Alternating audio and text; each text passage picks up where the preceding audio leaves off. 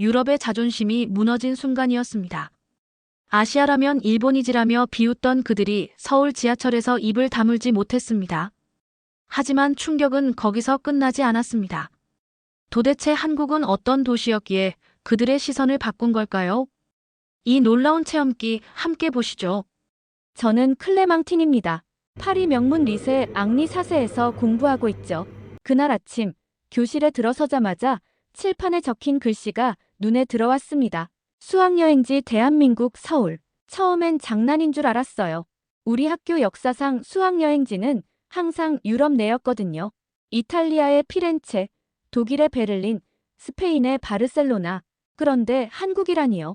선생님, 정말 한국인가요? 제가 먼저 물었습니다. 뒤에서 앙투안이 킥킥거리는 소리가 들렸어요. 라면 먹으러 가는 건가요? 친구들이 웃음을 터뜨렸습니다. 솔직히 저도 비슷한 생각이었어요. 한국에 대해 아는 게 뭐가 있나요? K-팝, 드라마, 그리고 매운 음식 정도였죠. 마담 듀부아 선생님이 의자에 앉으며 말씀하셨습니다. 여러분, 세상이 얼마나 빠르게 변하고 있는지 알고 있나요? 우리는 조용해졌어요. 한국은 지금 전 세계가 주목하는 나라입니다. 경제협력개발기구에서 혁신지수 상위권에 랭크되어 있고 글로벌 기업들이 가장 신뢰하는 아시아 파트너 중 하나예요. 에밀리가 손을 들었습니다. 하지만 선생님, 우리가 배워야 할 문화는 유럽에 충분히 있지 않나요? 맞는 말이었어요. 우리에겐 루브르가 있고 베르사유가 있고 수많은 철학자들의 발자취가 있잖아요. 굳이 지구 반대편까지 가야 할 이유가 있을까요? 그래서 더욱 가야 합니다. 선생님의 목소리에 확신이 담겨 있었어요. 전통과 현대가 진정으로 공존하는 모습을 직접 보세요. 5천년 역사를 간직하면서도 세계 최첨단 기술을 이끌어가는 나라입니다. 여러분이 살아갈 미래의 모습을 미리 체험할 수 있을 거예요. 수업이 끝나고 복도에서 친구들과 이야기를 나눴습니다. 한국이 그렇게 대단한 나라라면 왜 우리가 몰랐을까? 줄리앙이 의문을 표했어요. 앙투아는 어깨를 으쓱했습니다. 아무리 발전했다고 해도 결국 아시아 국가잖아. 우리랑은 다른 문화일 거야. 저도 그때까지는 그렇게 생각했어요. 프랑스의 우아함, 유럽의 깊이 있는 문화. 이런 것들이 최고라고 믿어 의심치 않았거든요. 하지만 선생님 말씀 중에 계속 머릿속을 맴도는 부분이 있었습니다. 미래의 모습을 미리 체험한다는 표현이요. 그날 저녁집에서 부모님께 말씀드렸습니다. 한국으로 수학여행을 간대요. 아버지가 신문을 내려놓으시며 물으셨어요. 한국, 그곳이 요즘 경제적으로 많이 성장하고 있다고 들었는데 어머니도 고개를 끄덕이셨습니다. 삼성, LG 같은 회사들 제품을 우리도 쓰고 있잖니. 그제야 깨달았어요.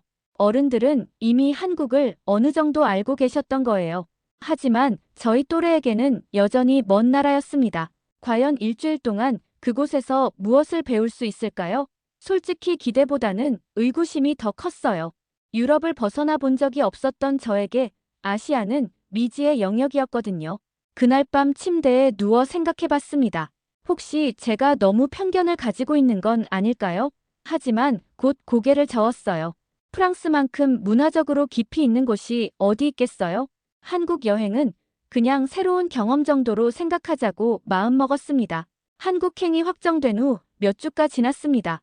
친구들과 만날 때마다 수학여행 이야기가 나왔지만 누구도 특별히 흥미를 보이지 않았어요. 그냥 대학 입시용 국제 경험으로 생각하자는 게 대체적인 분위기였습니다. 저는 도서관에서 시간을 보내며 사르트르의 존재와 물을 읽고 있었어요. 철학이야말로 진정한 학문이라고 생각했거든요. 한국에 관한 책도 몇 권 있었지만 관심이 생기지 않았습니다.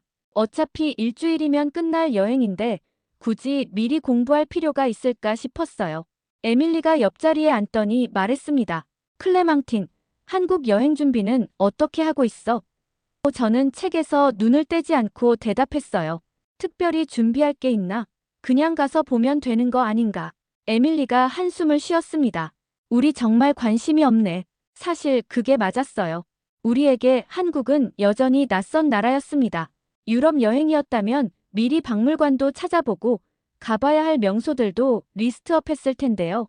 하지만 한국은 달랐어요. 무엇을 봐야 할지, 무엇을 배워야 할지 감이 오지 않았거든요. 출발 전날 저녁 가방을 싸면서도 마음이 내키지 않았습니다.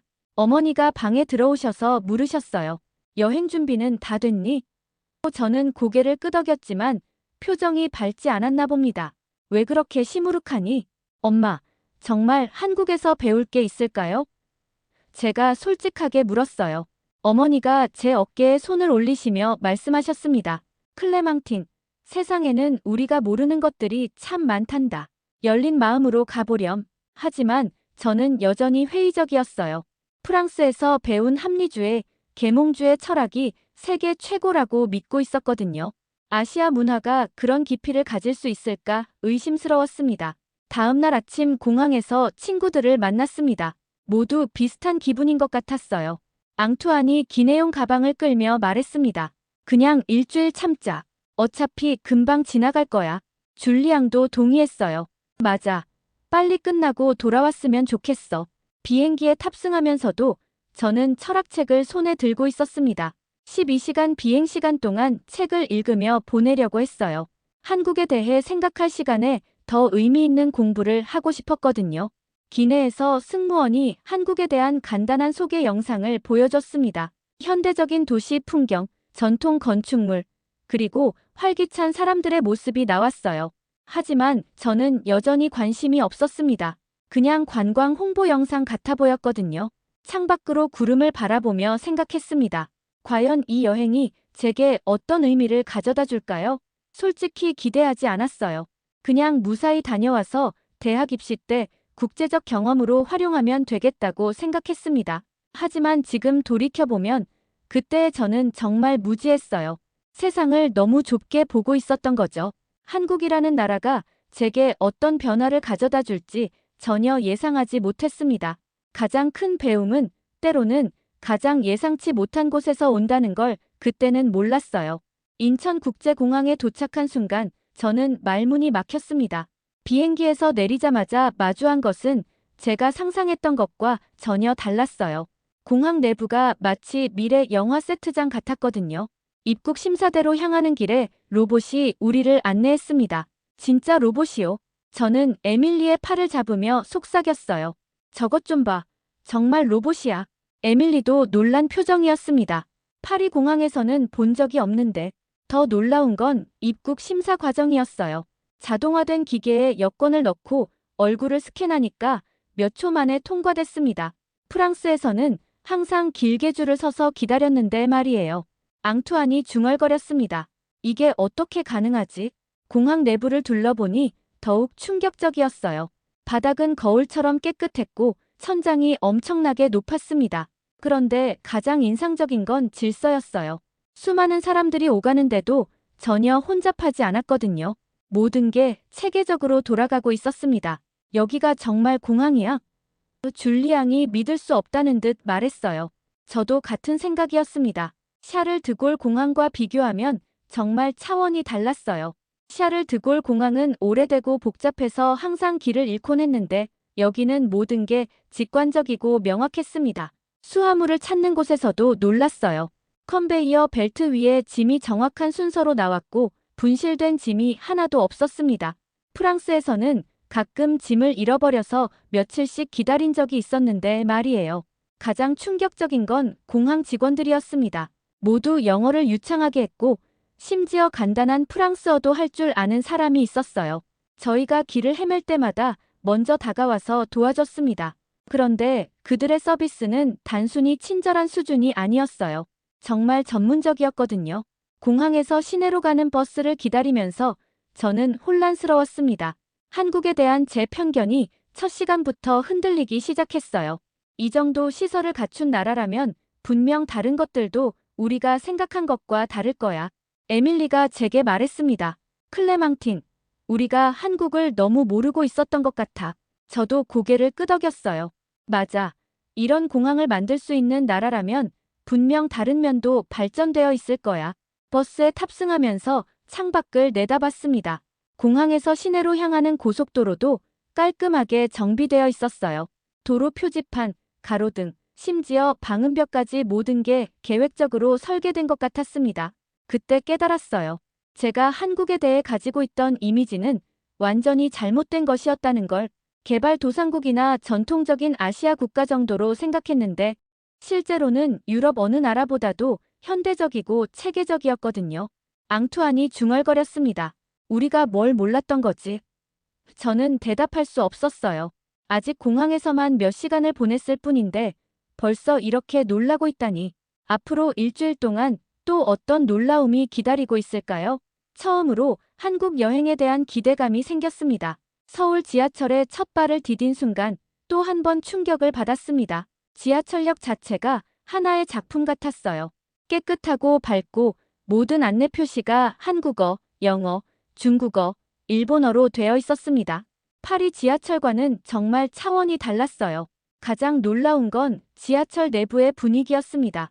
수많은 사람들이 타고 있는데도 정말 조용했어요.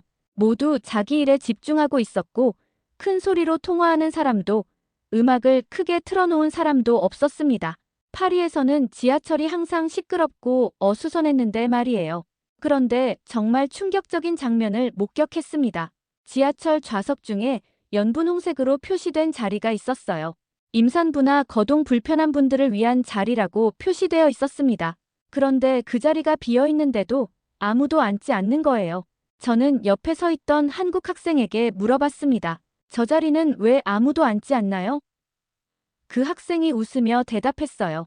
임산부나 몸이 불편한 분들을 위한 자리예요. 비어 있어도 우리는 앉지 않습니다. 정말 놀라웠어요. 법으로 정해진 것도 아니고 누가 감시하는 것도 아닌데 모든 사람이 그 규칙을 지키고 있었거든요. 에밀리가 제 귀에 속삭였습니다. 파리에서는 상상할 수 없는 일이야. 몇 정거장을 지나서 정말 임산부 한 분이 타셨어요. 그분이 지하철에 오르자마자 여러 사람들이 일어나서 자리를 양보했습니다. 그런데 그 모든 과정이 자연스러웠어요. 아무도 특별한 일을 한다고 생각하지 않는 것 같았습니다. 저는 앙투안에게 말했어요. 이상해. 모든 사람이 규칙을 지키고 있어. 앙투안도 고개를 끄덕였습니다. 파리에서는 지하철에서 음식 냄새도 심하고 때로는 노숙자들도 있잖아. 그런데 여기는 정말 깨끗해. 지하철을 기다리는 동안에도 질서가 인상적이었어요. 모든 사람이 선을 그어놓은 것처럼 정확히 줄을 서서 기다렸습니다. 지하철이 도착하면 먼저 내리는 사람들을 기다린 후에 탑승했어요. 아무도 밀치거나 서두르지 않았습니다. 이게 어떻게 가능하지? 줄리앙이 신기해했어요. 저도 같은 생각이었습니다. 이렇게 많은 사람이 사는 대도시에서 어떻게 이런 질서가 가능할까요? 분명 특별한 이유가 있을 거예요. 지하철 안에서 한 가지 더 놀라운 걸 발견했습니다. 노인분들이 타시면 젊은 사람들이 자연스럽게 자리를 양보했어요. 그런데 노인분들도 괜찮다며 사양하시는 경우가 많았어요. 서로를 배려하는 문화가 정말 일상에 스며들어 있었습니다. 가장 인상적인 건 지하철 내부의 청결도였어요. 바닥에 쓰레기 하나 떨어져 있지 않았고 낙서도 전혀 없었습니다. 파리 지하철은 항상 지저분하고 냄새도 났는데 여기는 정말 깨끗했어요. 지하철에서 내리면서 저는 생각했습니다. 이건 단순히 인프라의 문제가 아니야. 사람들의 의식 수준이 다른 거야. 한국 사람들은 공공장소에서의 예의를 정말 중요하게 생각하는 것 같았어요. 에밀리가 제게 말했습니다. 클레망틴, 우리가 한국을 너무 얕보았던 것 같아. 저도 동감했어요. 시민의식, 공공질서, 상호배려, 이런 것들이 법으로 강제되는 게 아니라 문화로 자리 잡아 있다는 게 정말 놀라웠습니다. 한국 사회의 성숙도를 제대로 보지 못했던 거죠. 북촌 한옥마을에 도착했을 때 저는 또 다른 충격을 받았습니다. 서울 한복판에 이런 전통마을이 그대로 보존되어 있다니요. 하지만 더 놀라운 건 이곳이 단순한 관광지가 아니라는 사실이었어요. 가이드 선생님이 설명해 주셨습니다. 이곳은 실제로 사람들이 살고 있는 주거지역입니다. 관광객들이 많이 오지만 여전히 생활 공간이에요. 정말 신기했어요. 수백 년 된 전통 가옥에서 현대인들이 생활하고 있다는 게 믿어지지 않았거든요. 한옥의 구조를 자세히 보니 정말 과학적이었습니다. 여름에는 시원하고 겨울에는 따뜻하게 설계되어 있었어요. 마당을 중심으로 한 배치, 처마의 각도, 심지어 방향까지 모든 게 계산되어 있었습니다. 이게 몇백 년 전 기술이라고요? 줄리앙이 믿을 수 없다는 듯 말했어요. 한복 체험을 할 기회가 있었습니다. 처음엔 좀 어색했어요.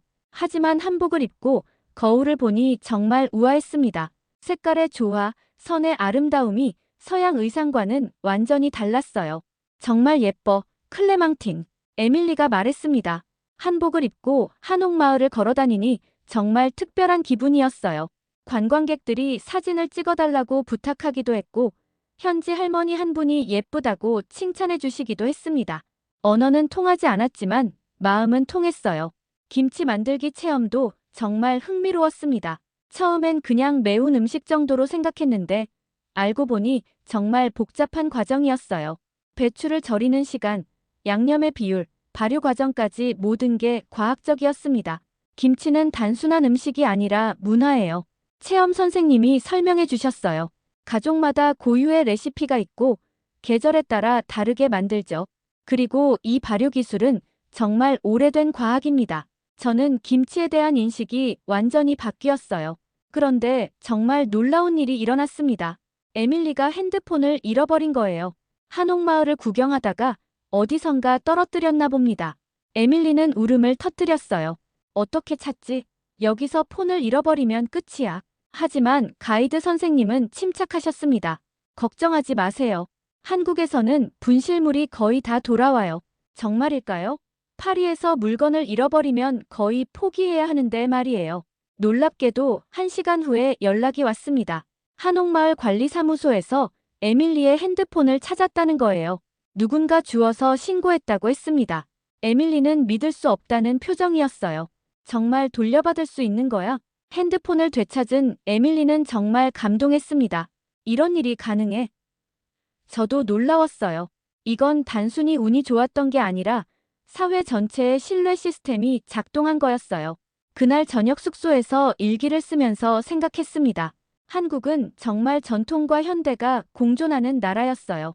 하지만 그것도 관념적인 공존이 아니라 실제적인 공존이었습니다. 수백 년 된 한옥에서 현대인이 살고 전통 문화가 관광 상품이 아니라 살아있는 문화로 전승되고 있었어요. 그리고 무엇보다 사회적 신뢰라는 게 정말 존재한다는 걸 확인했습니다. 낯선 외국인이 잃어버린 물건도 되돌려주는 사회. 이런 사회에서 사는 사람들이 얼마나 행복할까요? 저는 한국에 대한 호감이 더욱 커졌습니다. 한국의 명문대학 캠퍼스를 방문한 날은 정말 충격적이었습니다. 과학기술 중심의 대학이라고 했는데 캠퍼스 자체가 하나의 미래 도시 같았어요. 가장 놀라운 건 자율주행 셔틀버스가 실제로 운행되고 있다는 사실이었습니다. 저게 정말 무인으로 운행되는 거야? 앙투안이 믿을 수 없다는 듯 물었어요. 캠퍼스 안내를 해주는 한국 학생이 웃으며 대답했습니다. 네, 인공지능으로 운행돼요. 이미 2년째 사고 없이 운영하고 있어요. 셔틀버스에 탑승해보니 정말 신기했습니다. 운전석에 사람이 없는데도 정확하게 정해진 경로로 이동했어요. 장애물을 피하고 신호를 인식하고 승객이 타고 내릴 때는 정확히 정차했습니다. 파리에서는 상상도 할 수 없는 일이야. 에밀리가 감탄했어요. 연구실을 견학하면서 더욱 놀랐습니다. 인공지능 연구실에서는 로봇이 실제로 복잡한 작업을 수행하고 있었어요. 의료용 로봇, 재활치료용 로봇, 심지어 요리하는 로봇까지 있었습니다. 이 모든 기술이 상용화 단계에 있어요. 교수님이 설명해 주셨어요. 하지만 진짜 충격은 한국 대학생들과의 토론 시간이었습니다. 국제관계, 철학, 과학기술 등 다양한 주제로 토론을 했는데 저는 완전히 압도당했어요. 그들의 지식 수준과 논리적 사고력이 정말 뛰어났거든요. 유럽연합의 현재 문제점에 대해 어떻게 생각하세요? 한국 학생 중 한 명이 저에게 물었어요. 저는 당황했습니다. 유럽에 사는 제가 유럽연합에 대해 제대로 답변하지 못했거든요. 오히려 그 한국 학생이 더 정확하고 깊이 있는 분석을 했어요. 경제학을 전공한다는 한국 학생은 프랑스 경제 상황을 제가 아는 것보다 더 잘 알고 있었습니다. 마크롱 대통령의 경제 정책이 실제로는 어떤 효과를 내고 있나요? 그가 물었을 때 저는 대답할 수 없었어요. 더 놀라운 건 그들의 언어 능력이었습니다. 영어는 기본이고 중국어, 일본어, 심지어 독일어나 스페인어까지 할 줄 아는 학생들이 많았어요. 반면 저는 프랑스어와 영어밖에 못했습니다. 한국에서는 외국어 교육을 어떻게 하나요? 제가 물었어요. 초등학교 때부터 영어는 필수고 대학에서는 제2외 국어까지 배워요. 그리고 교환학생 프로그램도 활발해서 실제로 해외에서 공부할 기회가 많아요. 그들이 가진 국제적 감각에도 놀랐습니다. 세계 각국의 문화와 정치, 경제 상황을 정말 잘 알고 있었어요.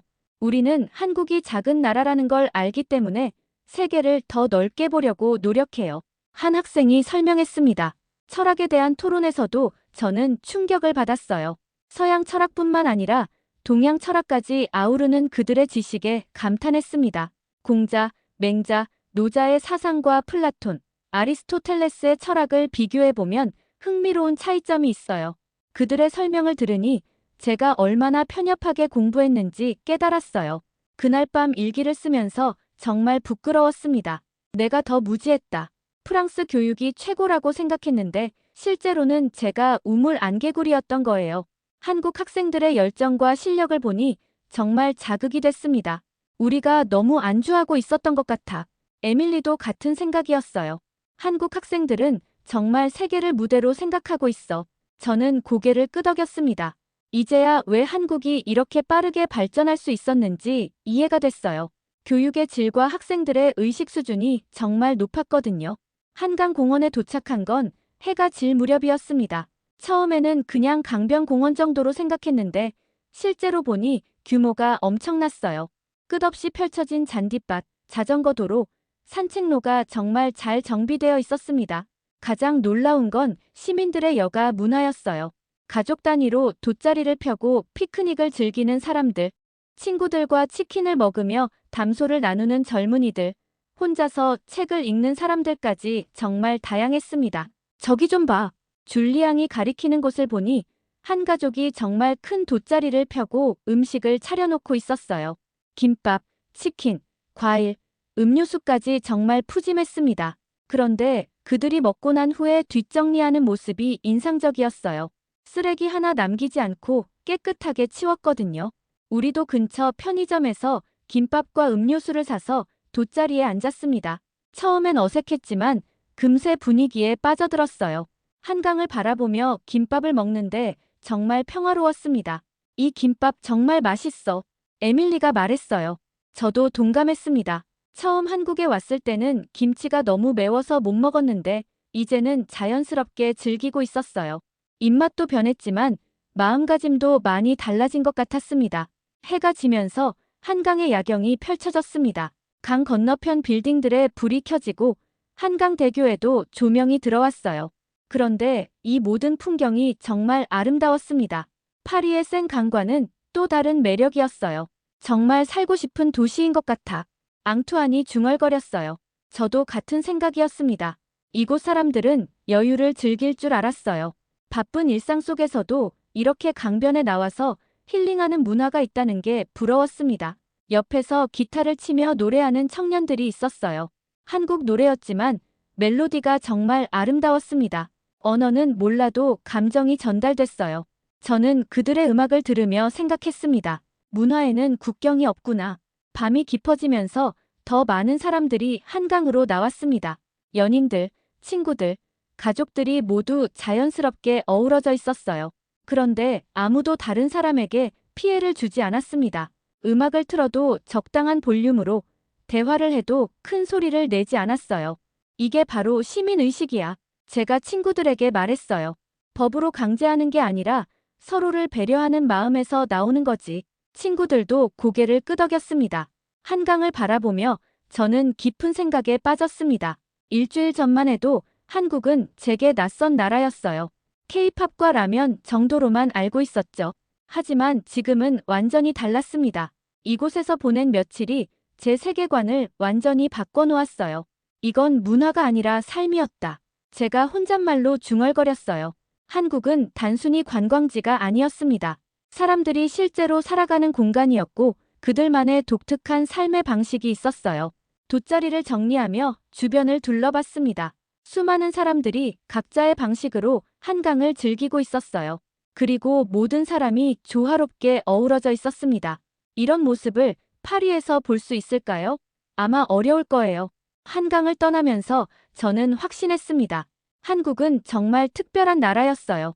전통과 현대, 개인과 공동체, 발전과 조화가 절묘하게 균형을 이루고 있었습니다. 그리고 무엇보다 이곳 사람들의 마음가짐이 정말 아름다웠어요. 인천공항으로 향하는 버스 안에서 저는 정말 복잡한 감정이었습니다. 일주일 전 한국에 도착했을 때와는 완전히 다른 사람이 된 기분이었어요.